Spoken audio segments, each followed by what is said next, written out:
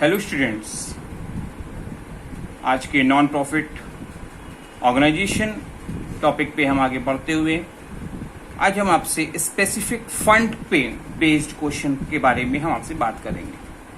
Question में दिया हुआ है, so how will you deal with the following items in the final account. Final accounts में जो जो आइटम्स आपको दिए गए हैं उनको कैसे आप मैनेज करेंगे नॉन प्रॉफिट ऑर्गेनाइजेशन की कंडीशन में।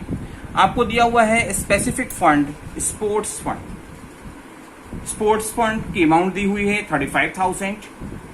स्पोर्ट्स फंड इन्वेस्टमेंट दिए हुए हैं, ये भी 35,000 से हैं। Income from sports fund investment, आपने जो इन्वेस्टमेंट किया था उससे 4,000 रुपीज रियलाइज हो रहा है। डोनेशन फॉर स्पोर्ट्स फंड 15,000 का हमने डोनेशन की हुआ है, मिला है।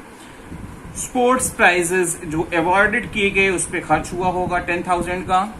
And expense on sports event 4,000। ये कुछ आइटम्स दिए हुए हैं, इनको हमसे पूछा गया है कि आप इसे कैसे डिनोट करेंगे।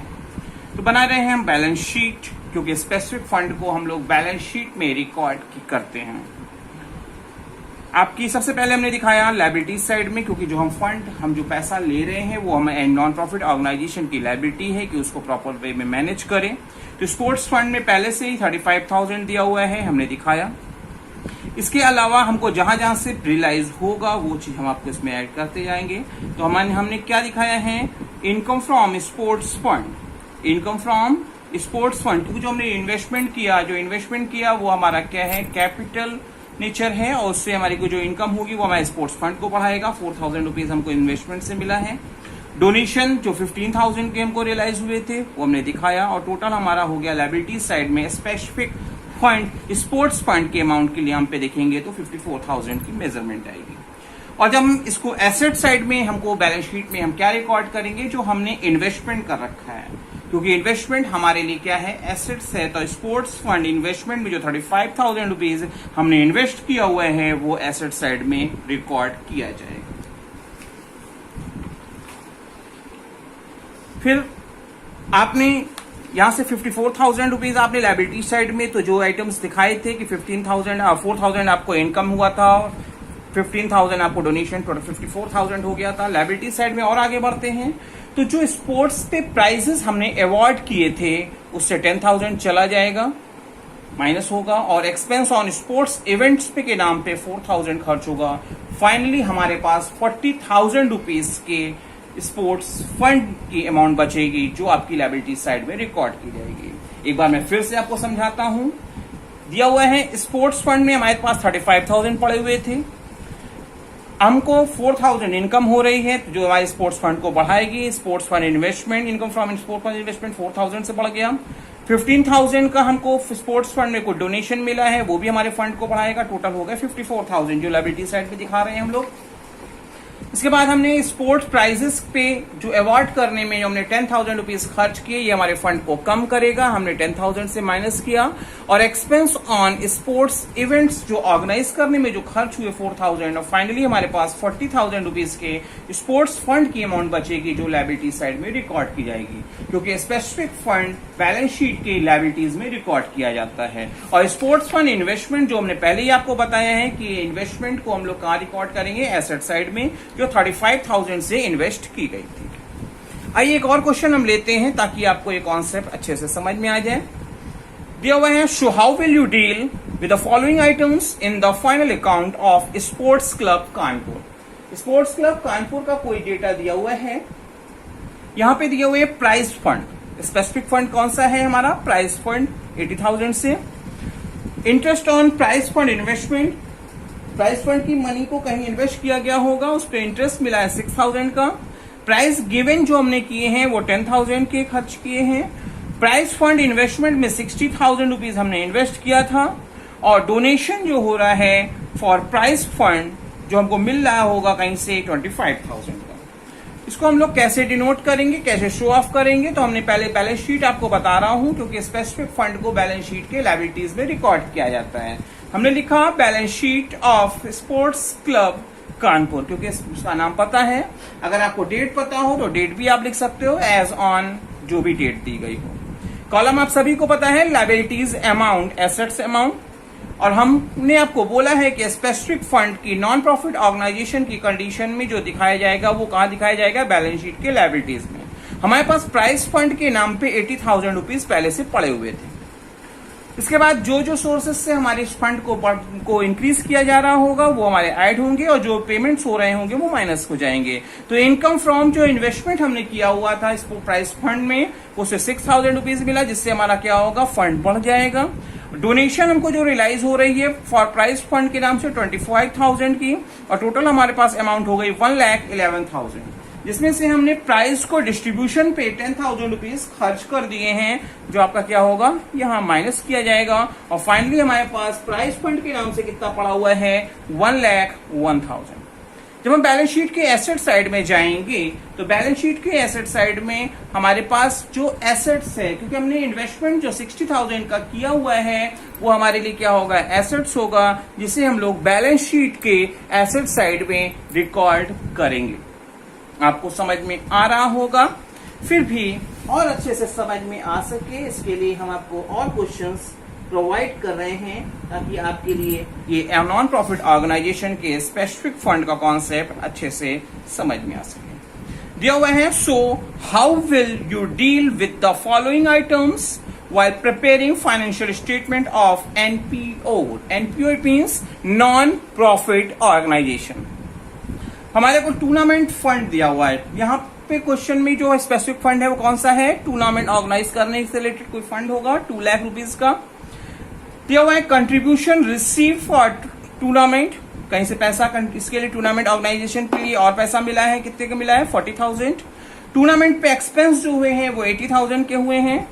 और interest received on tournament fund investment, हमने कुछ फंड इन्वेस्टमेंट किया होगा जिसपे हमारे को 12,000 का इंटरेस्ट मिल रहा है। Receipt from tournament tickets, tournament के टिकट्स बेचे गए, इससे पैसा आपको रियलाइज हो रहा है 20,000 का। तो आइए इसको कैसे हम लोग बैलेंस शीट में रिकॉर्ड करेंगे। तो सबसे पहले हमने बनाया बैलेंस शीट, जिसकी भी बना रहे हो, अगर आपका नाम पता है तो मेंशन करेंगे, या नाम नहीं पता था तो मैंने सिर्फ लिखा बैलेंस शीट। अगर डेट पता हो तो डेट भी आप मेंशन कर सकते हो, एज ऑन जो भी डेट दिया हो। हमने कॉलम बनाया लायबिलिटीज अमाउंट एसेट्स अमाउंट, क्योंकि बैलेंस शीट में के कॉलम क्या होते हैं, liabilities amount assets amount. Non profit organisation की कंडीशन में स्पेसिफिक फंड को हम लोग बैलेंस शीट के लायबिलिटीज में रिकॉर्ड करते हैं, उसके एडजस्टमेंट्स वहीं दिखाते हैं। तो टूर्नामेंट फंड के नाम से हमारे पास 2 लाख रुपीज पहले से पड़े हुए हैं, पहले से दिया हुआ है, हमने लिखा 2 लाख रुपीज से। हमको 40,000 का कंट्रीब्यूशन रिसीव हो रहा है, जैसा कि लास्ट के 2 क्वेश्चंस में डोनेशन के नाम से रिसीव हो रहा था, यहाँ कंट्रीब्यूशन के नाम से दिखा रहा है। कंट्रीब्यूशन रिसीव फॉर टूर्नामेंट 40,000, जिससे हमारा टूर्नामेंट फंड बढ़ जाएगा। इसके अलावा हमको इंटरेस्ट रिसीव हो रहा है टूर्नामेंट फंड इन्वेस्टमेंट करने से 12,000 का। अब हमारा टूर्नामेंट फंड में अमाउंट हो गई 2,52,000। इसके अलावा हमारे को 20,000 टूर्नामेंट के टिकट्स को बेचने से मिल रहा है, वो भी हमारे फंड को बढ़ाएगा। 20,000 हमने और ऐड कर दिया, अब हमारे पास हो गया 2,72,000। और हमने जो खर्च किया है इस पूरे ऑर्गेनाइज करने में टूर्नामेंट एक्सपेंसेस के नाम से 80,000 रुपीज सब्सट्रैक्ट होगा, और हमारे पास जो वैल्यू बचेगी, जो बैलेंस शीट के लायबिलिटीज में फाइनली रिकॉर्ड होगी, वो होगी 1,92,000 से। ये तो लायबिलिटीज की बात हो गई। कोई भी इन्वेस्टमेंट या कोई भी एसेट्स हमारे को नहीं दी गई थी कोई पर्टिकुलर क्वेश्चन में, तो ऐसी कंडीशन में बैलेंस शीट के एसेट्स में कुछ भी रिकॉर्ड करने की जरूरत नहीं है। आप सोच रहे होंगे कि बैलेंस शीट के दोनों साइड का टोटल मैच होना चाहिए, बट यहाँ पे केवल और केवल आपसे ये पूछा गया है कि आप इसको कैसे शो ऑफ करेंगे। ये पूरा क्वेश्चन नहीं है, केवल और केवल स्पेसिफिक फंड का प्रेजेंटेशन के बारे में ही पूछा गया है, इसलिए इसमें कोई भी मैच कराने की आपको जरूरत नहीं है। आइए आगे चलते हैं, एक और क्वेश्चन लेते हैं और उसके बाद अपने इस वीडियो को कंप्लीट करते हैं। दिया हुआ है, how will you deal with the following items while preparing the cricket club it's income and expenditure account for the year 31st March 2017 and its balance sheet as on 31st March 2017. Point number 1 दिया हुआ है, जिसे हमने ए के नाम से denote किया है, donation received during the year for the construction of permanent pavilion, जिसपे एक्सपेंडिचर हुए हैं हमारे up to 31st March 17 on its construction 12,25,000 12,25,000 rupees. फिर क्या दिया हुआ है, the total estimated expenses on the construction of pavilion being 10,80,000। आपको दिया हुआ डोनेशन इतना मिला है और इस पे अभी टोटल एस्टिमेटेड खर्चा है हमारा 10,80,000 का। टूर्नामेंट फंड में पहले से जो बैलेंस हमारे पास दिया हुए हैं, टूर्नामेंट फंड आपका ये है हमारे पास 25 लाख का, और बैलेंस की बात की गई, बैलेंस एज ऑन 1 अप्रैल 2016 10,700 से। सब्सक्रिप्शन रिसीव हो रही है, दिया हुआ subscription for tournament receive during the year, हमको कितना रिसीव हो रहा है 65,800 का। एक्सपेंस हमने during the year construction of the किया है, कंडक्ट कराने पे जो टूर्नामेंट को किया है वो हमारा हो रहा है 72,400। लाइफ मेंबरशिप फीस हमको रिसीव हो रही है आपकी 28,000। तो अब स्टार्ट करते हैं और हमको बात करनी है स्पेसिफिक फंड पे। स्पेसिफिक फंड अलग अलग फंड्स के बारे में है, यहाँ पे कई फंड्स के बारे में बात हो गई है। तो कहाँ बात करेंगे, सबसे पहले हमने लिखा balance sheet as on balance sheet of cricket club, जिस भी क्रिकेट क्लब के बारे में कहा गया हो, एज ऑन 31 मार्च 2017। हमारे कॉलम क्या होते हैं, लायबिलिटीज, अमाउंट, एसेट्स, अमाउंट, 4 बनाए हमने कॉलम।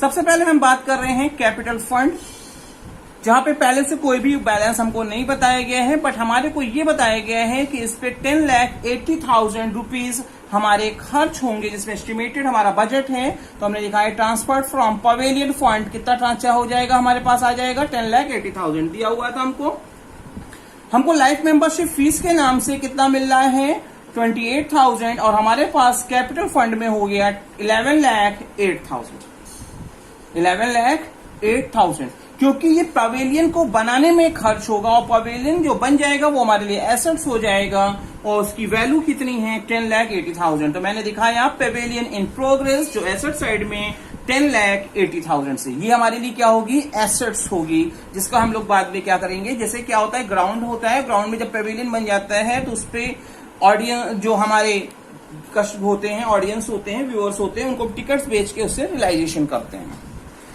आगे चलते हैं, पवेलियन फंड के बारे में बात करते हैं। पवेलियन फंड में कोई पहले से ओपनिंग बैलेंस नहीं था, इसलिए मैंने ओपनिंग बैलेंस नील कर रखा है। हमको डोनेशन जो मिली है पवेलियन फंड के नाम से 12,25,000 मिली थी, जिसमें से मैंने कैपिटल फंड में 10,80,000 ट्रांसफर कर दिए, क्योंकि उसकी क्या कॉस्टिंग हमको बताई थी 10,80,000, और अभी भी हमारे पास 1,45,000, क्योंकि डोनेशन ज्यादा मिल गई थी तो पवेलियन फंड में अभी भी हमारे पास 1,45,000 अवेलेबल होगी। अब बात करते हैं, क्योंकि पवेलियन फंड हो गया, कैपिटल फंड हो गया, अभी भी एक क्वेश्चन में दिया हुआ था टूर्नामेंट के बारे में, और टूर्नामेंट फंड में हमारे पास ओपनिंग बैलेंस भी बताया हुआ था। टूर्नामेंट फंड की अगर हम बात करते हैं तो टूर्नामेंट फंड में हमारे पास ओपनिंग बैलेंस था जो दिया हुआ था आपका 10,700। हमको सब्सक्रिप्शन जो रियलाइज हो रही है 65,800 की हो रही है। टोटल हो गया हमारा 76,500, और इस पे मैंने एक्सपेंस जो किए हैं वो 72,400 के कर दिए, तो हमारे पास फाइनली जो बैलेंस वैल्यू बचेगी वो बचेगी 4,100। आपको तीनों फंड के जो बेस ये क्वेश्चन था, 3 फंड के बारे में, कैपिटल फंड, पवेलियन फंड और टूर्नामेंट फंड की, तो होपफुली आपको ये पूरा कॉन्सेप्ट अच्छे से समझ में आया होगा।